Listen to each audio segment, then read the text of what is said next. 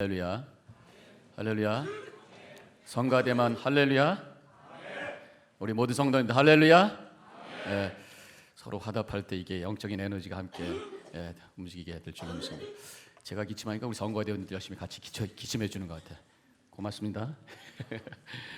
제가 이렇게 설교하면서 좀 기침이 나올 텐데 그때마다 이해해 주시기 바랍니다. 제가 엘러지 기침이 좀 있어서요.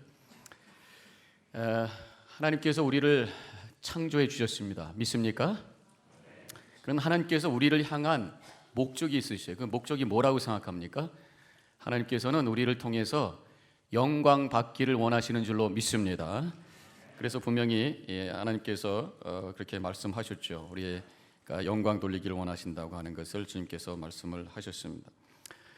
지금 나사로가 죽어가고 있습니다. 고통 속에 있습니다. 아마도 굉장히 큰 어려움이었던 것 같아요. 나중에 결국은 죽었습니다. 사람 중에 우리 삶 속에 가장 큰 어려움은 바로 죽음입니다. 그런데 이 죽음, 이 고통, 고난이 왔을 때에 이 나사로의 가정, 그 마리아와 마르다가 했던 것은 바로 예수님을 초청하는 일이었습니다. 그래서 3절에 이에 그 누이들이 예수께 사람을 보내어 이르되 주여 보시옵소서 사랑하는 자가 병들었나이다 하니. 어려움이 오면은 대개 어떤 것을 먼저 시작합니까? 걱정을 먼저 시작해요. 그리고 다른 사람들한테 쉐어를 합니다. 그게 또 우리 힐링이 되니까. 그리고 이제 문제를 해결하기 위해서 노력을 합니다. 궁리를 하고 노력을 합니다. 근데 우리 믿는 사람들은 거기에 꼭 빠져서는 안 되는 게 있어요. 기도해야 될 줄로 믿습니다. 우리의 어려움과 그 고난 속에 주님께서 들어오셔서 함께 일하실 수 있는 공간을 내드려야 되는데 바로 그것이 기도예요. 근데 기도를 하긴 하는데 마지막에 주로 하는 경우들이 많아요. 본인이 걱정하고 본인이 궁리하고 본인이 노력하다가 안 되니까 하나님 어떡합니까? 그러면서 기도하고 나오는 경우들이 있습니다. 그래도 기도해도 그나마 다행이죠. 어떤 분은 나중에 지쳐가지고 기도도 못하겠다고 넘어지는 경우도 있어요. 그래서 우리 믿는 사람들은 어려움이 오면은 먼저 무릎을 꿇어야 되는 거예요. 그래서 하나님께서 내 삶 속에 오셔서 이 어려움과 시련을 뭔가 하나님께서 원하시는 뜻대로 이루어갈 수 있도록 주님께서 이끄실 수 있도록 자리를 내드리는 것이 바로 기도라고 하는 것입니다. 그렇지 않고 그냥 걱정과 근심만 붙들고 묵상하게 되면 주님께서 일하시는 것이 아니라 엉뚱한 다른 존재가 와요. 바로 악한 영, 사탄 마귀가 와서 우리 삶을 파괴시킵니다. 그래서 걱정이 올 때에 자신에게 그 문제를 초점을 맞추게 되면 내 잘못이야 하면서 죄책감 속에 빠지게 되고 그것이 결국 우울증으로 들어가는 경우가 있어요. 또 그것이 바깥으로 나가는 경우가 있습니다. 저 사람 때문이야, 그것 때문이야 그러면 분노가 생깁니다. 증오가 원한이 맺혀지면서 그 삶이 파괴가 되는 거죠. 그렇기 때문에 우리는 먼저 기도할 때에 주님께서 오셔서 우리에게 주어진 이 위기와 이 어려움을, 이 시련을 기회로 만들어 주시는 그 은혜를 체험하게 되는 것이 오늘 본문을 통해서 이런 시련을 어떤 기회로 만들어 주시는가 라고 하는 것을 몇 가지를 찾아볼 수가 있습니다. 첫째로는 하나님께서 이 시련을 하나님의 영광을 드러내는, 영광을 돌리는 기회로 만들어 주신다라는 것이에요. 4절에 있는 말씀 함께 같이 읽도록 하겠습니다. 읽습니다. 예수께서 들으시고 이르시되 이 병은 죽을 병이 아니라 하나님의 영광을 위함이요. 그래서 나사로가 병이 들어가서 죽어가고 있습니다. 본인도 힘든 거죠. 또 주변의 가족들이 얼마나 힘들었겠습니까? 그런데 거기에 하나님의 영광을 드러낼 수 있는 기회가 만들어질 수 있다고 하는 것입니다. 아까도 제가 말씀드렸던 것처럼 우리 믿는 자들에게는 궁극적으로 하나님의 영광을 드러내는 것이 우리의 목적 아니겠어요? 그래서 고린도전서 10장 31절에 보면은 그런즉 너희가 먹든지 마시든지 무엇을 하든지 다 하나님의 영광을 위하여 하라 그랬어요. 무엇을 하든지 다 하나님의 영광이고 어떤 상황 속에 있든지 다 하나님의 영광을 드러내는 삶을 살라고 하는 것이. 그래서 잘된 것도 하나님의 영광이요, 어려움과 시련 속에서도 하나님께 영광 돌릴 수가 있다는 것이. 그래서 주님을 우리가 초대할 때 기도함으로 주님께서 나의 이 고난 속에 들어오실 수 있도록 할 때에 하나님께서는 그 어려움과 시련을 통해서 무엇인가 하나님의 영광을 드러낼 수 있는 기회로 만들어 주신다는 것입니다. 영광이라는 말의 뜻이 무엇일까? 헬라어로는 영광을 독사라고 이렇게 발음을 합니다. 독사라는 그 뱀이 아니라 독사라는 발음을 해요. 그 의미는 뭐냐면은 무겁다, 가치가 있다라는 뜻이에요. 그래서 영광을 돌린다라고 하는 것은 가치를 올려드린다 그런 얘기, 가치를 드러낸다 그런 얘기입니다. 그래서 하나님의 영광, 하나님께 영광이라는 말은 뭔가? 바로 하나님의 존재와 그분의 거룩한 성품이 사람들의 눈에 드러날 수 있도록 나타내는 그러한 일, 이것이 하나님의 영광이라는 것이. 우리의 신앙의 삶에서 하나님의 영광이 드러나는 구체적인 시간이 있어요. 그게 바로 예배입니다. 예배. 이 예배가 하나님께 영광 돌리는 거죠. 이 예배가 하나님의 그 능력과 그분의 거룩하심과 그분의 성품이 드러나는 그런 시간이 되어야 될 줄로 믿습니다. 그래서 우리의 예배의 초점은 다른 거 아니에요. 목사도 아니고 성가대도 아니고 사람도 아니고 바로 하나님께만 영광이라고 하는 초점을 가지고 예배할 때에 하나님께서 이 예배를 기뻐 받으시는 줄로 믿으시기를 바랍니다. 우리 삶의 모든 부분을 통해서도 하나님께 영광 돌립니다. 우리의 행동을 통해서, 선행을 통해서, 우리의 말로 하나님께 영광 돌립니다라는 그런 표현으로, 또 잘된 일을 통해서 하나님께 영광 돌리고, 고난과 역경과 어려움을 통해서도 하나님께 영광 돌릴 기회가 된다는.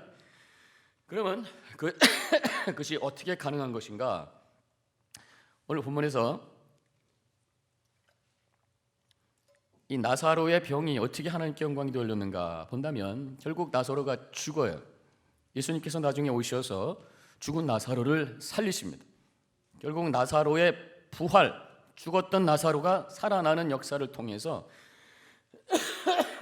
죄송합니다. 하나님의 영광이 드러납니다. 하나님의 생명과 그 능력이 드러나게 되는 거죠. 항상 이런 일이 일어났으면 참 좋겠어요. 우리 속에도 여러 가지 어려움이 있을 때, 기도하면 아플 때 싹 낫고, 하나님 내가 기침하는데 하나님 낫게 해주십시오, 싹 났으면 좋겠어요. 그리고 고난 속에 있을 때 문제가 착착 해결됐으면 좋겠어요. 근데 그렇지 않을 때가 더 많다는 것입니다. 물론 기적은 있어요. 하나님께서 특별한 때에 특별한 사람을 통해서 특별한 목적을 위해서 기적을 행하실 때가 있어요. 그러나 대체적으로 보면은 기도하고 간구해도 여전히 어려움이 그대로 있고 시련도 그대로 있는 경우들이 대부분입니다. 이런 상황 속에서 어떻게 그럼 우리는 이러한 어려움 속에서 어떻게 하나님께 영광을 돌릴 수 있을까? 두 가지 단어를 기억하세요. 하나는 인내입니다. 인내. 끝까지 견디는 거예요. 끝까지 견디면서 승리하는 삶을 살아서 하나님께 영광 돌리는 거예요. 베드로전서 2장 19절과 20절에 이렇게 말씀합니다. 부당하게 고난을 받아도 하나님을 생각함으로 슬픔을 참으면 이는 아름다우나 그랬어요. 힘들고 어렵지만 하나님 바라보면서 합력하여 선으로 이루실 하나님을 믿으면서 끝까지 견디는 그 모습이 아름답다. 하나님 영광 받으신다. 그런 말씀이죠. 또 한 가지는 뭐냐? 사명이에요. 사명. 고난과 역경을 통해서 오히려 사명을 발견함으로 하나님께 영광이 될 수가 있다는 것입니다. 내가 어려움을 당하면 그 어려움 가운데 똑같이 있는 그런 사람들을 내가 더 많이 이해해줘요. 내가 고난을 경험했으면 그 고난을 경험하는 다른 사람을 위해서 내가 뭔가 쓰임받을 수 있는 그 일에 대한 사명감이 생길 때가 있어요. 하나님은 그것을 통해서 영광 받으시는 것이에요. 뉴욕 리버사이드 교회를 담임하셨던 윌리엄 슬로안 카핀 목사님이 계신데 그분의 이야기가 있습니다. 아들이 대학생이 잘생기고 공부도 잘하고, 그런데 어느 날 자동차 사고로 죽게 됩니다. 너무너무 충격을 받아요. 아무리 목사님이고 믿음이 좋아도 아들이 죽으면은 그 순간에 할렐루야 쉽지가 않습니다. 충격에 사로잡히게 되었어요. 하나님이 원망스럽습니다. 인생의 좌절을 느껴요. 그는 이렇게 고백을 했다고 그래요. 나의 아버지가 돌아가셨을 때는 나의 과거를 잃었기 때문에 그런 대로 견딜 수 있었는데 아들의 죽음은 나의 미래를 잃었기 때문에 나의 희망을 잃고 말았습니다. 나는 좌절했습니다. 그런데 그분이 믿음으로 기도하면서 그것을 이겨냅니다. 그것을 받아들입니다. 그리고 거기서 끝난 것이 아니라 그 죽은 자기 아들을 대신해서 세상의 어린아이들과 젊은 아이들을 사랑하는 이를 위해서 평생을 바치기로 작정하고 청소년을 위한 사역에 지금까지도 헌신하는 목사님으로 사역하고 계시다는 그런 얘기가 있어요. 또 한 가지 얘기를 소개해 드릴게요. 알렉스 스카트라고 하는 어린아이가 있었습니다. 여자아이입니다. 많이 아팠던 아이예요. 이 아이가 1살 때 뇌암이 걸린 거예요. 1살 때. 그래가지고 그 갓난아기 때부터 병원을 들락날락 합니다. 걔 세상은 다 병원이 다죠. 그런데 그 어린아이가 자기 아픈 것만 일하는 것이 아니라 병원을 들락날락 하다가 자기하고 똑같이 아픈 애들, 자기보다 더 아픈 애들을 보게 되는 거예요. 소아병동에 소아암 환자 아이들을 보게 된 거예요. 그러면서 그 아이들에 대한 치근한 마음을 그 어린아이가 갖게 되었다고 하는 거예요. 근데 4살 되는 이 아이가 어느 날 갑자기 엄마한테 돈을 달라는 거예요. 조그만 애가. 네가 도대체 돈이 왜 필요하냐? 사탕을 사 먹을 거냐? 뭐 하냐? 그랬더니 그 아이가 저 아픈 애들을 돕기 위해서 돈을 달라는 거예요. 그래서 엄마 아버지가 너무 감동이 돼가지고 어떡할까 그러다 아이와 함께 시작한 게 뭐냐면 레모네이드 스탠드를 병원에 세우게 됐습니다. 그걸 4살짜리 아이가 팔기 시작을 하는 거예요. 그 소문이 첫날 시작하는 날 병원에 쫙 퍼졌어요. 그래서 간호사, 환자들, 의사들 와가지고 막 사 먹기 시작합니다. 첫날 매장이 2,000불 이렇게 시작이 돼가지고 그 아이가 계속 레모네이드 팔기 시작을 합니다. 불행스럽게도 8살 때 세상을 떠나요. 그게 1998년입니다. 4년 동안 물론 어른들이 많이 도와줬습니다만은 4년 동안 이 레모네이드를 팔아가지고 번 돈을 도네이션을 했는데 그게 얼마냐? 10만 불. 어린아이가 10만 불을 도네이션하고 세상을 떠난 거예요. 그래서 끝난 게 아니라 거기에 감동받은 어른들이 스캇 레모네이드 재단을 만들어가지고 그래가지고 이제 모금을 하기 시작해요. 1998년 그 이후부터 지금까지 35 밀리언 달러를 모금을 해가지고 많은 아이들을 살리는 그 놀라운 역사를 이루었다고 하는 것이 그 어린아이는 고통이었고 결국은 죽음이었지만 많은 생명을 살리고 하나님께 영광 돌리는 기회로 만들었다라고 하는 거죠. 믿는 사람들에게도 이런 일들이 일어납니다. 어려운 일이 일어날 수가 있어요. 근데 그러나 아무리 어려운 일이 일어나도 버릴 것이 없습니다. 잘 되는 것도 하나님의 영광, 때로는 우리에게 와지는 이러한 고통과 이러한 어려움도 하나님의 영광 돌릴 수 있는 기회로 만들 수 있다고 하는 것을 믿으시기를 주님의 이름으로 간절히 축원합니다. 또 한 가지 우리가 역경이 왔을 때 하나님께서는 그것을 어떤 기회로 만들기를 원하시는가? 하나님의 사랑을 직접 체험할 수 있는 기회, 하나님의 사랑을 받을 수 있는 기회로 만들기를 원하시는 것이 11절에 있는 말씀 우리 함께 같이 읽겠습니다. 우리 친구 나사로가 잠들었도다. 그러나 내가 깨우러 가노라. 나사로가 죽었습니다. 그가 살던 데는 베다니, 거기에 예수님께서 찾아오셨어요. 베다니는 지금 예루살렘 바로 맞은편에 있습니다. 그 가운데 계곡이 있고 건너편에 있는데 그럼 상황이 굉장히 위험한 상황이에요. 지금 오늘 본문의 말씀에 보면 예수님께서 나사로의 집에 가겠다 했을 때 막 말립니다. 금방 아셨잖아요. 유대인이 와가지고 예수님 잡으려고 그러는 거, 지금 죽이려고 하는 사람들이 그쪽 유대 지역에 예루살렘 지역에 가면 막 가득 차 있는데 왜 이렇게 위험하게 가시려고 합니까? 그럼에도 불구하고 예수님은 가셔요. 왜? 그 가정을 사랑하시니까. 나사로와 그 자매들을 사랑하시기 때문에 그들이 고난 가운데 있을 때 외면하지 아니하시고 그 위험을 무릅쓰고 가서 사랑을 보여주시고 친히 그 문제를 해결시켜 주시면서 사랑을 나누시는 거예요. 여러분들이 지금 아기들 다 키우는 부모들이 많이 계시잖아요. 부모의 마음 바로 그런 거 아닙니까? 아이들이 힘들고 어려울 때에, 특별히 아플 때에 어떻습니까? 보통 때도 사랑하지만 애가 아프면 더 안쓰러워요. 그렇죠? 애가 아프면 막 눈물이 나잖아요. 어떤 부모는 그렇게 기도하면 하나님, 얘 대신에 내가 아프면 안 돼요 하면서 절규하면서 눈물로 기도하는 부모도 있잖아요. 저희 아들이 1살도 되기 전에 10개월 만에 홍역에 걸렸었어요. 아니 조금만 일어서지도 못하는 애가 홍역에 걸려가지고 눈 껌뻑껌뻑 눈물 흘리면서 자지도 못하고 열이 펄펄 끓고 있는 그 아이를 보면서 그때 제가 뭐 20대 후반이었는데 감당을 못하게 해서 막 눈물이 나고 밤새고 그 아이를 옆에 지켜주면서 어쩔 줄 모르는 그 심정이 지금도 생각하면 가슴이 아파요. 그것이 부모의 마음이에요. 그것이 바로 우리 하나님 아버지의 마음이라. 우리가 고통 가운데 어려움 가운데 씨름하고 있을 때 더 가까이 오셔서 우리에게 사랑한다고 말씀해 주시고 우리에게 더 큰 은혜로 역사해 주시고 친히 우리의 마음을 만져주시면서 우리를 돌봐주시는 그 하나님이 우리의 아버지 하나님이신 줄로 믿으시기를 바랍니다. 여러분들 잘 알고 있는 화재 그 사고 때문에 화재에 당해서 얼굴이 막 화상을 크게 당한 이지선 양 아시죠? 필라에도 오셔가지고 한번 간증했던 적이 있습니다만은 그분이 아주 예쁘고 발랄한 20대 대학생 때에 자동차 사고를 당한 거 아닙니까? 그래가지고 전신 55% 3도의 화상을 입었어요. 특별히 얼굴과 목에 화상이 막 굉장히 심하죠.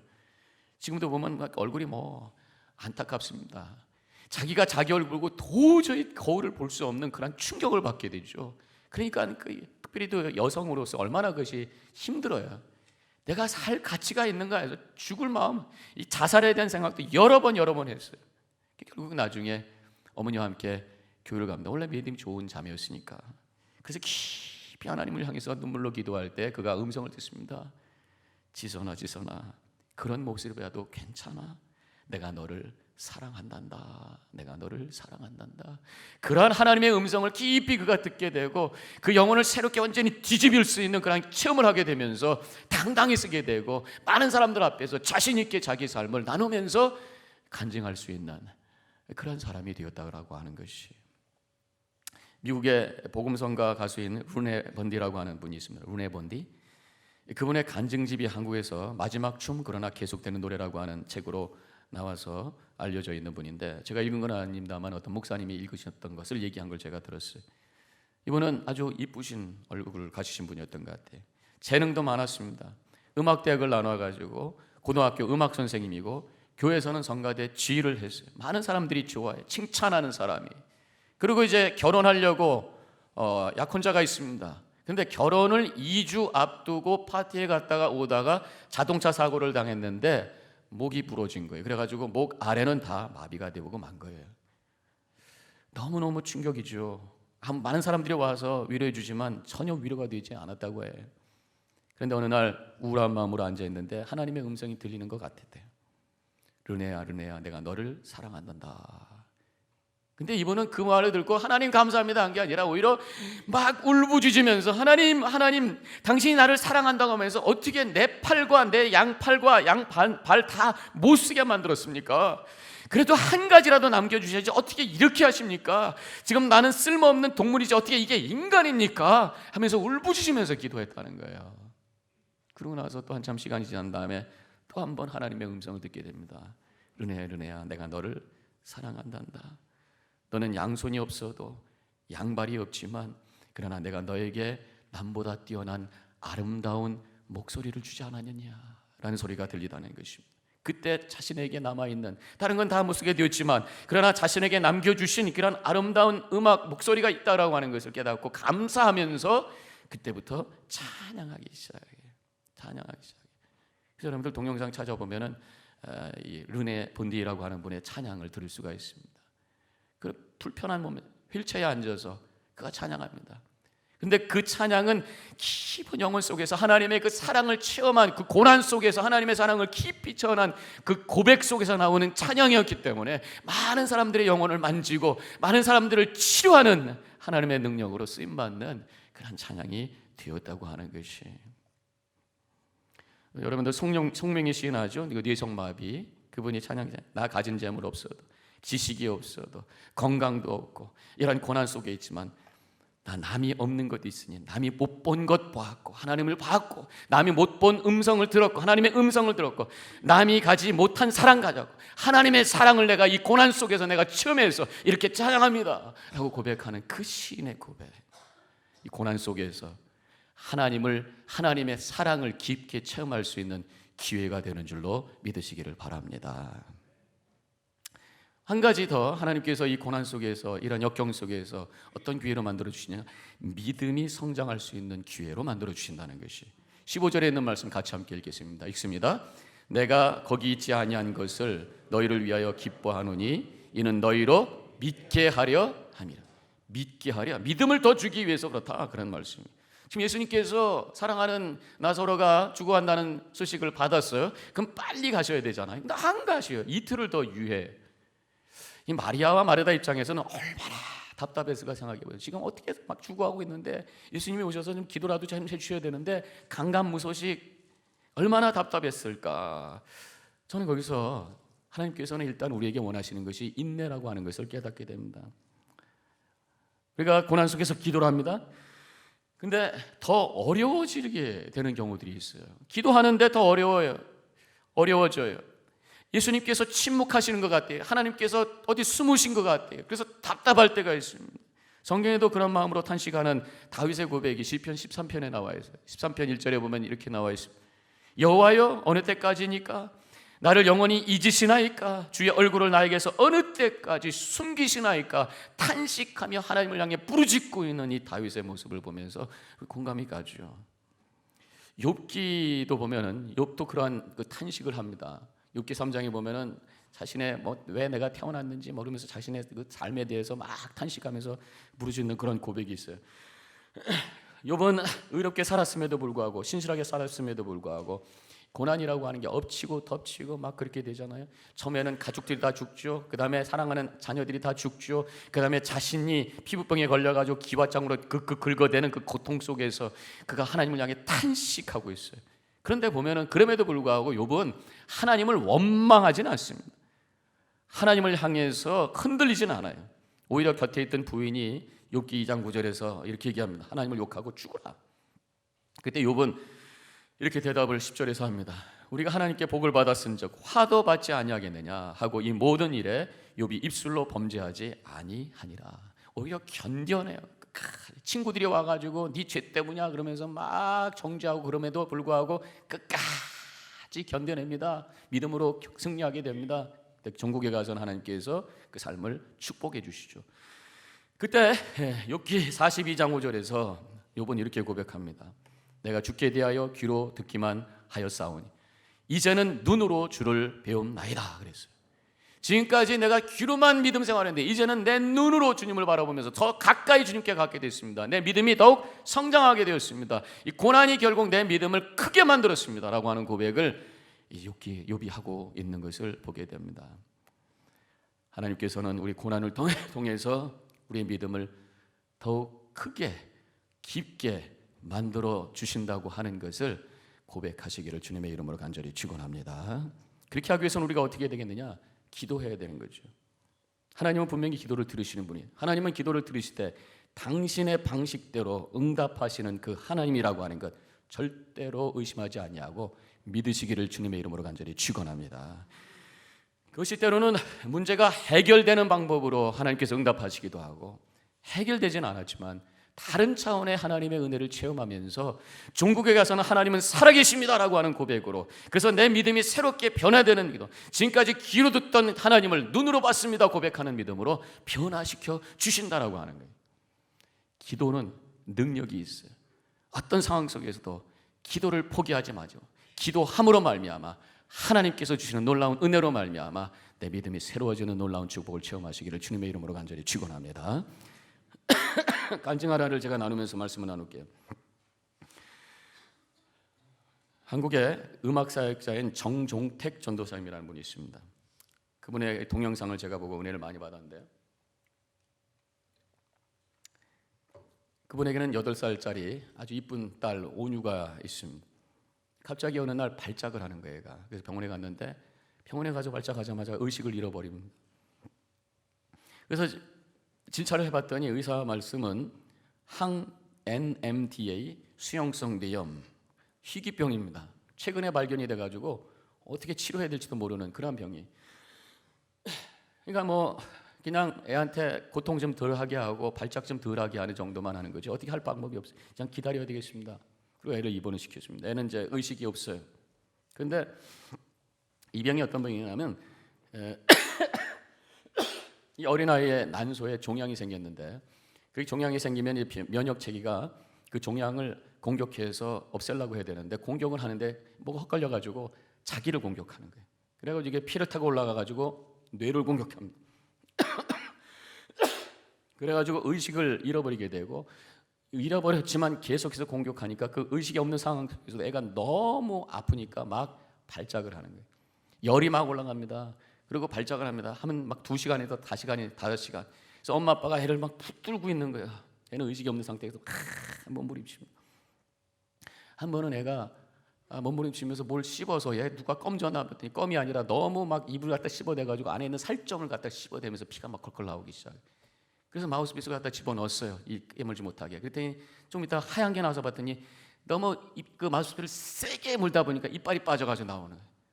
이런 고통 속에서 이것을 보는 이 장정택 전도사님이 너무 견딜 수가 없어서 그 자리에 무릎을 꿇고 통곡하며 하나님께 울었다는, 기도했다는 거예요. 하나님, 내가 잘못했습니다. 회개합니다. 하나님 사역한다고 하면서 하나님보다 사역을 당해 더 내가 집중을 했습니다. 하나님을 찬양한다고 하면서 그 음악에만 몰두했습니다. 하나님 자신에 몰두하지 못했습니다. 그러면서 회개하기 시작하고 주변에 있는 사람들한테 전화를 하기 시작하면서 기도 좀 해주라고, 정직한 기도를 해달라고, 그냥 가짜 기도 아니라 정말 기도를 해달라고 페이스북에 올려서, 그분이 미국에 있다 들어가신 분인데 미국에 있는 친구들한테 다 알립니다. 세계에 모든 사람들에게 알립니다. 기도해달라고, 기도해달라고. 그래서 본인의 회개의 기도와 중보의 기도가 그 오녀에게 쏟아지기 시작을 해요. 그러면서 2달이 흘렀단 말이죠. 어느 날 항상 얘는 이제 의식이 없으니까 아빠가 들어가면 그냥 혼잣말로 쫑글쫑글, 오녀야 아빠 왔어, 잘 있었어, 괜찮아. 그런데 그날은 갑자기 얘가 눈을 딱 뜨더니 앙 하고 울기 시작하며 손을 딱 모으더니 예수님 소리를 지르면서 울기 시작을 하는 거예요. 기적이 일어난 거예요. 기적이 일어난 거예요. 2달 만에 애가 깬 거예요. 너무 감사해서 이제 사람들한테 연락하기 시작하고, 그 소식을 한 사람들이 간증을 부탁하기 시작하고, 그래서 여기저기 다니면서 그 간증을 하고, 이제 그 찬양을 할 때 지금까지 그 찬양이 차원이 달라져. 살아계신 하나님, 역사하시는 하나님, 치유하시는 하나님, 기적을 일으키시는 하나님, 그 하나님을 고백하며 찬양하면서 많은 사람들에게 간증하는 믿음이 더욱 새로워진 하나님의 은혜의 통로로 쓰임받는 그런 사역자가 되었다고 하는 고백을 하고 있는 것을 제가 들었어요. 잠깐 동영상 그 오녀에 대한 얘기를 잠깐 제가 한 1분짜리만 보도록 하겠어요.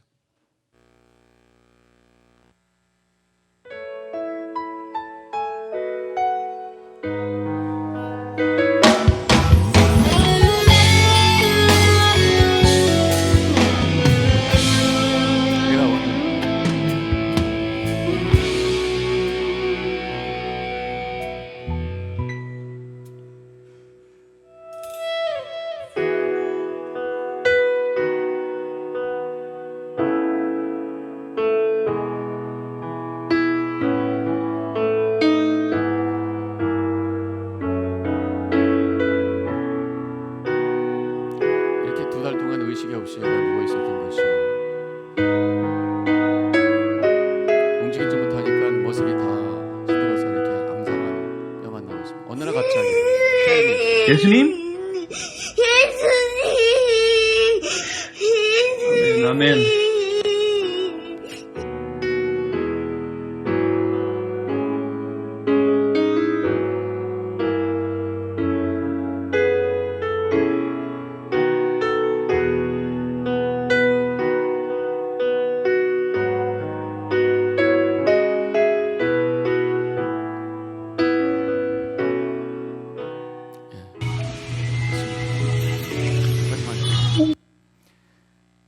우리에게는 어려움이 일어날 때가 있습니다. 그 어려움을 통해서 하나님께서는 무엇인가 우리에게 새로운 기회를 허락해 주시려고 해요. 그를 통해서 하나님께 영광 돌리는 기회, 또 하나님의 사랑을 깊게 체험하는 기회, 우리 믿음을 새롭게 하는 기회로 하나님께서 만들어 주시는 줄로 믿습니다. 우리에게 고난은 버릴 것이 아닙니다. 뭔가 하나님께서 쓰시고자 하고 주신 것인 줄로 믿어요. 우리가 그것을 믿음으로 받으셔서 기도하면서 나아갈 때에 하나님께서 그 위기를 통해, 그 고난을 통해 놀라운 은혜를 허락해 주시고 새로운 영적인 기회로 사용해 주심을 믿으며 승리하시기를 주님의 이름으로 간절히 축원합니다. 기도하십시다.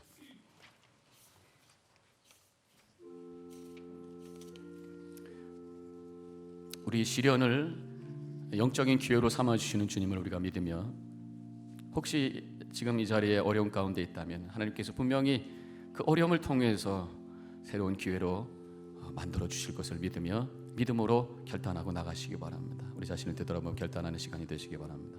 묵상 기도합니다.